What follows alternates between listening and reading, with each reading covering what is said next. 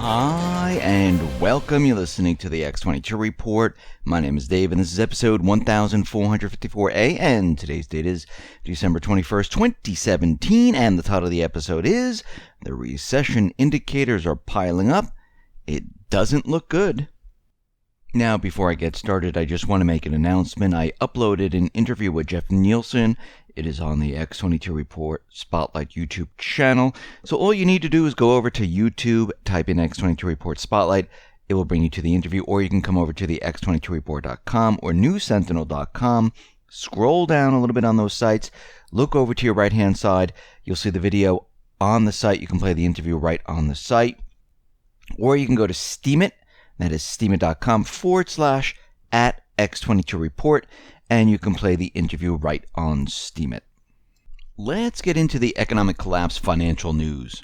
Now, throughout this year and past years, we've been watching the economy break down. It has accelerated during this year like we've never seen before, with the huge numbers of retail stores closing. GDP numbers were manipulated even further. Unemployment numbers manipulated even further, and the stock market pushed up to all-time new highs. And what we are seeing today is that they are trying to keep this system going long enough until the transition is completed, where the central banks move everything from the west to the east. And we can see that this is their plan, and their plan is then to bring down the economy. Now, of course, they don't want to be blamed for this, so they're going to have some type of distraction. Now, Trump has taken on the responsibility that the stock market is his. He keeps telling everyone, look at it. And of course, as we know, the general public looks at the stock market, and that's how they gauge the economy. If the stock market's going up, then everything is fantastic. But what the central bankers have done is they waited and they waited and they waited until it was time where they could say, okay, the economy has now moved to Trump, and what they will do is then bring it down. And if that isn't enough, they might even attach an event to this to have complete distraction on what is happening here. Now, in the meantime, the corporate media and everyone else is going to tell you how great the economy is doing. And they're out there trying to convince us that the retail industry, the holiday season, is doing a lot better than it really is. And they keep telling us that sales are fantastic, people are out there purchasing, and at the same time, Toys R Us is out there saying they're going to be closing 100 to 200 stores.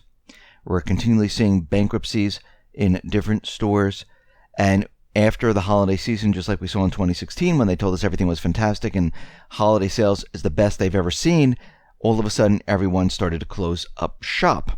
We're going to see the same thing once again. Now, coming out of the corporate media, they're trying to convince us that people are spending like crazy this holiday season now, this is very interesting because wages are down, people have less in their savings, credit card debt is very high. Now, if people have less in their savings and people are losing jobs, they will resort to credit cards to purchase the items. And what they're seeing right now is that people are purchasing on credit more so than they've ever done before, because they don't have the savings. They rather put it on credit and pay it off. So they're purchasing things with money they don't really have. Now, I know a lot of people want to give their family a nice holiday season.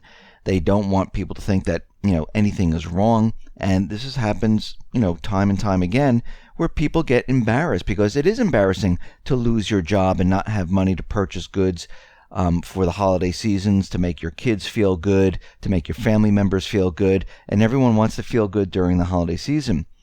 And Rent Cafe did a study and said renters, well, they're in trouble. They discovered that in the 50 largest U.S. metropolitan areas, the average renting family will go into debt due to holiday-related expenses. And what they're saying is they will not have enough to pay for this holiday season. Now, I'm going to expand this And I'm going to say this is going to reach a lot of people. A lot of people, when the bills come due in January and February, it's going to be very difficult, because what's going to happen during this period of time, we're going to see a lot more stores close. All of a sudden, stories are going to come out and how retail wasn't that great. Because what happens during this period of time, and we also have to remember, the debt comes due for retailers. And the actual numbers will start filtering in from retailers. The numbers we're receiving right now, those are government numbers. The numbers that we're receiving from the corporate media about how much people are spending, that is from the credit card, the bank's credit bureau, where they're saying, yes, oh, wow, we're seeing a huge amount of debt. Remember, it's debt. It's all based on debt. But what's more interesting than all of this is a couple of reports ago, we talked about indicators showing that we're heading towards a recession. Now, Bank of America has this indicator, which is called the Earnings Estimate Revision Ratio. And this is pretty darn precise.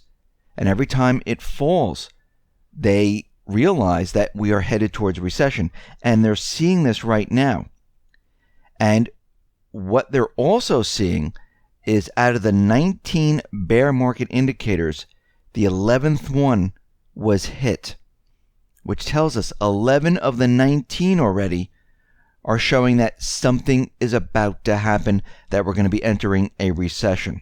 And we've been looking at many indicators, and when we put all this together and we use common sense, we realize what the corporate media, what the government, what the central bank has been telling us has been fake, phony, and false. They've been setting us up. And this is what they normally do. This is their pattern. They usually make everyone feel incredibly great right before they bring everything down. Go back to 2008. I mean, everyone thought at that time, with the subprime securities rated AAA, with everyone buying multiple homes, renting them out, people flipping homes like crazy, people taking equity loans out of their house because they're appreciating very, very quickly, and spending that money on other things. Everyone felt fantastic, because when your house prices go up, the stock market goes up, you can take an equity line of credit, and you have a lot of extra cash on hand. Of course, it's borrowed. You feel good.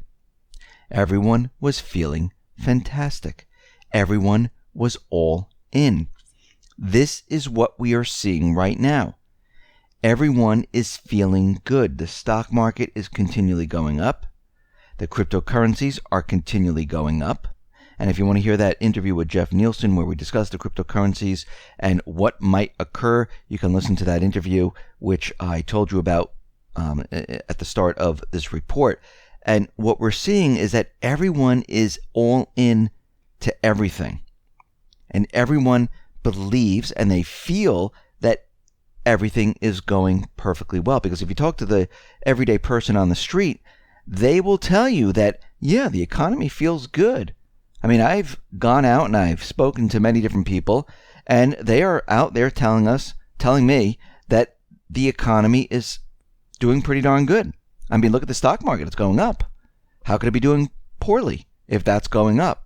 And people do believe that if the stock market does go up, everything is fantastic. Now, if you go back to 2008, I remember when the house prices were going up and everyone was feeling great, that the economy was incredible. It could never go anywhere but up. Housing prices, they're not going to go down. They're building like crazy. I see the cranes.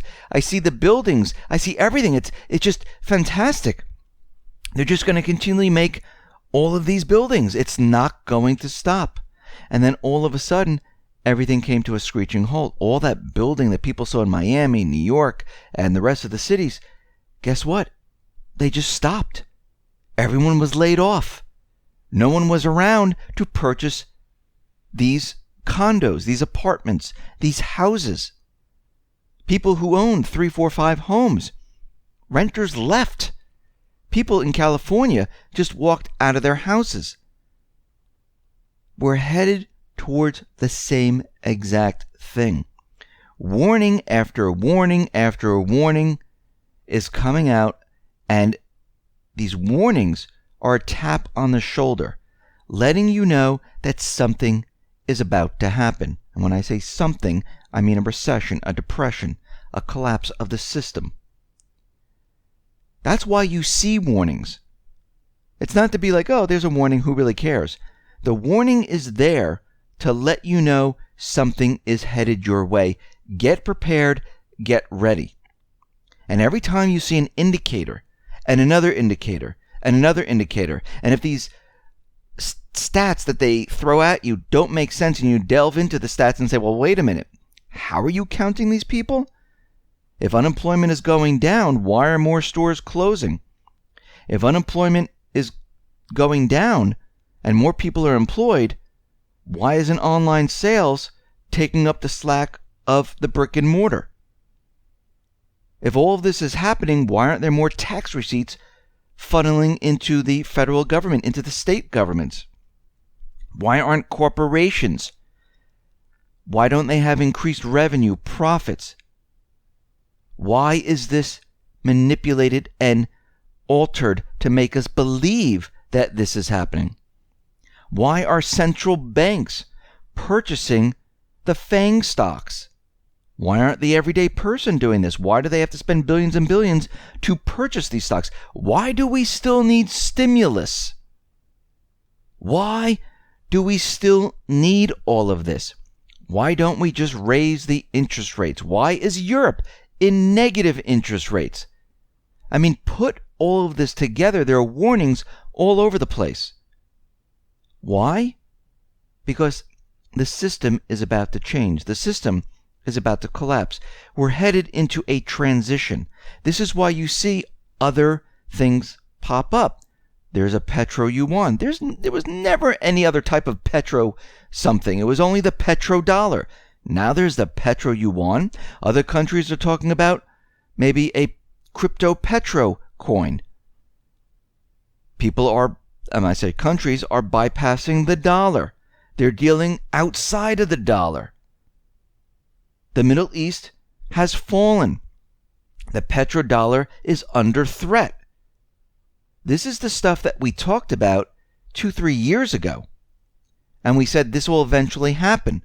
Here we are today. These are all warnings. And when more and more warnings come out, more indicators come out pointing to the same exact thing, well, you got to take notice. You got to realize that something is changing here. Something is happening. There are warning signs prior to 2008 if you were paying attention, but many people weren't. Here we are trying to warn you that these warnings are leading us into a collapse situation, a transition that many people are going to be blindsided, and they're going to suffer because they weren't prepared for what is about to happen. And this is why you need to be prepared. Listen, everyone, thanks a lot for listening. Be well, be safe, and especially be prepared. Thanks a lot.